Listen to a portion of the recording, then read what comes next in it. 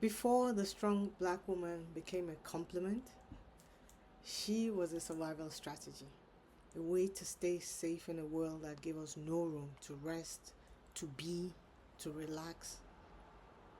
But survival has a shelf life, thankfully, and for many of us, it's expiring because you can only outrun your own exhaustion for so long before it starts to catch up. And when it does, it doesn't look like a breakdown. It looks like you just disconnecting, right?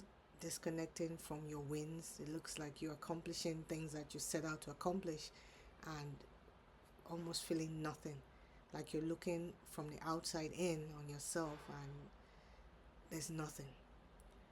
Because you've done everything right. You've built a career, a successful one at that. You've raised a family, maybe. You've kept the faith. And yet, there's this ache, there's this feeling of something being off, this emptiness in a sense, right? It's behind all the successes. It's what doesn't allow you to feel when you finally meet that goal. Because even though you smile, you show up, you deliver all that you're supposed to deliver, it's like your soul is lagging behind your body. Your body's here, the things are here, and your soul is like, come. You almost have to pull it behind you. And of course, it's not because you're not grateful for the opportunity or for whatever it is that you accomplished. It's just centuries of survival mode that's been running on autopilot where you don't even know that these things are happening. So let's talk about where this really began. The strong black woman wasn't born from ambition or achievements or accomplishments. It was born, or she was born, out of necessity.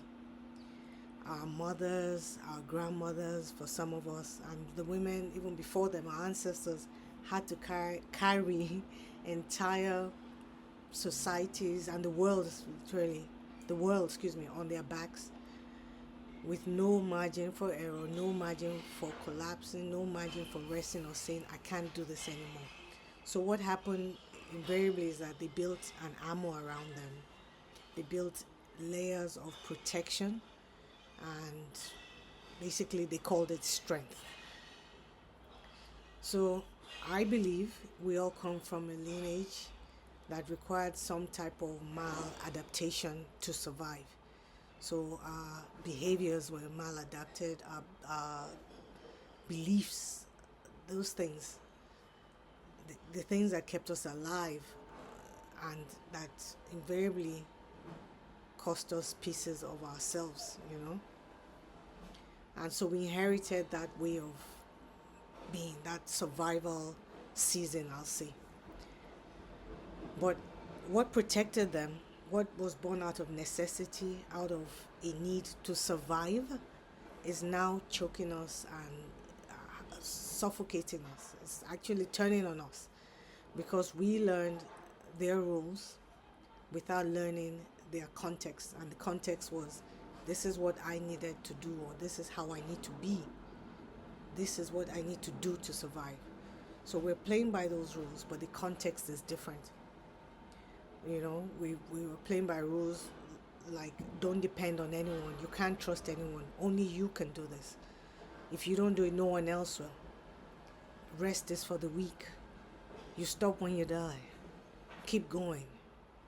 Don't show weakness. Don't show emotion. Emotion is a weak sign. Hold it in. Don't tell anyone. Keep going. Keep doing. Handle it yourself. Those principles were once sacred and they kept us alive. But now they're just keeping us performing, keeping us pretending, and basically we've traded safety for isolation. We're now looking at achievement at the cost of anxiety because we're still going on without acknowledging the context, without acknowledging ourselves as fragile, as human, as precious, as soft, as needing to express our feelings, needing to be who we are, to be vulnerable. So there's a lot of anxiety that has come at the cost of achieving things. And we just always feel that we have to be present, we have to be doing, because that's the only way you can be productive. That's the only way you can earn worth and success. And the most dangerous part of this is that when you spent decades performing so that you can feel worthy, doing things by worthiness, right? You forget, or it comes at the cost of who you are. You lose yourself. You forget what it feels like to be you. You forget what a peaceful life feels like, because it's so full of performance and doing and grasping and getting and just like that. You get used to it. You get used to being tense. You get used to rushing. We've normalized rushing as a way of being tense, carrying a lot of pressure, even physically. We don't even breathe deeply anymore. We don't sleep in a restful way. We sleep just so that our bodies don't shut down. We've normalized loneliness from being admired. Well, people don't know us, but they admire us, and that's what matters to some of us.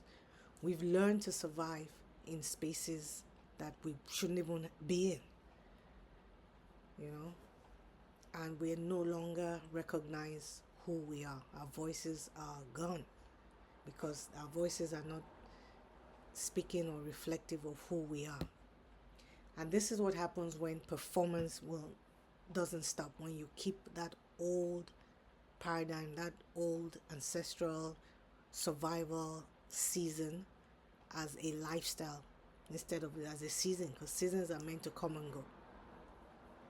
Your nervous system is a wreck. Your relationships are one-sided. You're in toxic spaces, and I don't use that word lightly. You're in places that you don't belong, that make you physically ill for some of us, but we're so scared to leave. We're connected to people that we've outgrown or we shouldn't even have been with in the first place. But because we've equated those relationships with feeling worthy, belonging, we stay there. And this life that you've created like this begins to feel like a trap. That's why I call it the strong black woman trap, because you're trapped in that way of living and operating. So there's a certain urgency that comes, because if you keep going like this, you won't just be tired, you won't just be burnt out, you will become unreachable. You will have lost yourself. And then you'll wake up one day and wonder what happened to your life. Why is my life not feeling good on the inside? Why, despite all these external trappings, why, despite the fact that it looks good on the outside, does it feel like a trap on the inside? And that's because this life that's created this way doesn't hold you anymore. There's no space for you in it. So hear me when I say this. There's nothing wrong in being strong, right? There's nothing wrong with strength in and of itself. It's just that that part was not meant to be all that there was of us. And it's just not meant to be the only part of you that survives. All of you, your wholeness, your entirety is supposed to be at the forefront. Because what got us here, strength, is what got us here, right? But what will move us into a lifestyle that is reflective of who we are, where we're not performing, is when we're soft, when we own who we are, when we're truthful to ourselves, when we rest, when we have meaningful connections, when we are not feeling the need to show up in a curated way, when we can say who we are, be who we are everywhere that we go, in the spaces that we are, when we nurture relationships that are truly, truly valuable to us and not just as transactional to feel a particular way. Those are the things that keep us alive now. So if you're starting to feel that disconnect, that unease, that feeling, if there's is this all there is this what there is to life, it's you telling yourself that it's time to disconnect from that and connect back to who you are. because achievements, all those things, they they don't mean anything anymore. They don't mean the things that they meant before. That's what I mean. It's time to pause before that performance completely causes you to lose yourself. And one way that you can start is with the high achievers. I'm sorry, the 5 signs that you're in a strong black woman trap. It will show you where you've been performing in your life, where performance has been running your life, and how to begin to unhook from it. And if you already know you're at this stage where you just want to have a life that feels good, that reflects who you are, where you know yourself and your actions align with your values and your values connect with who you want to be, who you are, you can join me in Embody. You're not becoming someone new. You're just remembering who you were before you. The inheritance became a lifestyle as opposed to a phase that we've outgrown. We're actually in the phase where wholeness is what makes us thrive, not where our grandmothers and our mothers use strength to keep them going. You survived by being strong. Because the truth is, if this shift doesn't happen now, not 5 years from now, not when the kids are old and out of the house, not when you get in a relationship or leave this relationship, or you get a new job, or you have this amount in your account, if it doesn't happen now, if you don't make this shift now, the life that you're performing will replace the one that you actually want.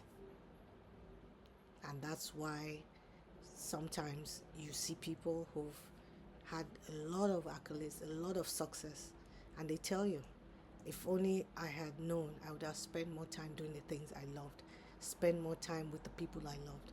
Because what I know for a fact is no one gets there and says, oh, I missed this goal that I didn't achieve. Oh, I'm so happy that I chose going after things more than valuing people, valuing the things they want, the feeling of fulfillment. So if you're interested in at least checking out the program or seeing if you're a good fit, comment ready and I'll send you the link. I'll send you the details.